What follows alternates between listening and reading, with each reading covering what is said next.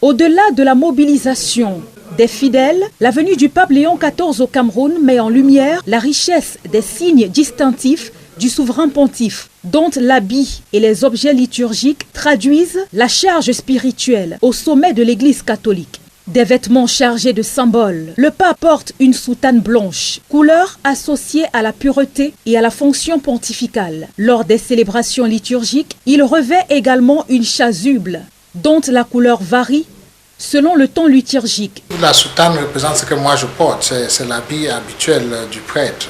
Mais pour le service liturgique, il a l'aube qui met sur lui, qui est la tenue du service. Ensuite, il y a la chasuble, qui est l'habit du président, donc celui qui préside l'Assemblée du peuple de Dieu. Il donne l'opportunité à l'église locale de lui proposer une chasuble qu'il va mettre.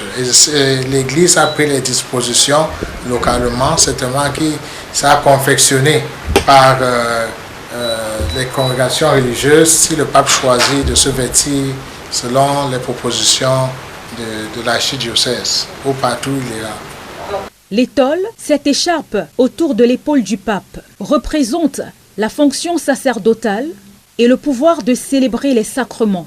Il a son étole qui représente le pouvoir qu'il a autour de son épaule.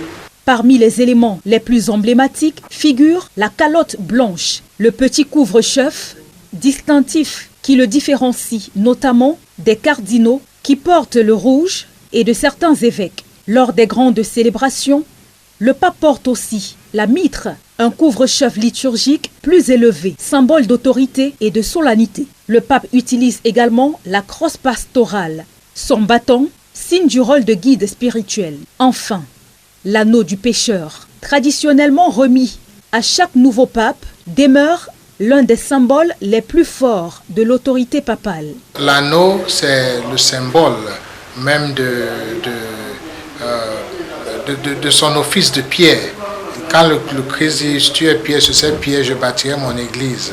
Et l'anneau est le symbole de ce pouvoir qu'il reçoit du Christ.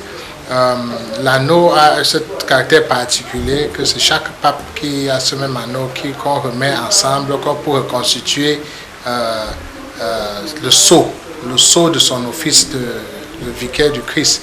Vous voyez, dans le temps, c'est avec l'anneau qu'on signait les documents, avec la scie et l'anneau pour mettre la chaussure du pape qui a une couleur particulière.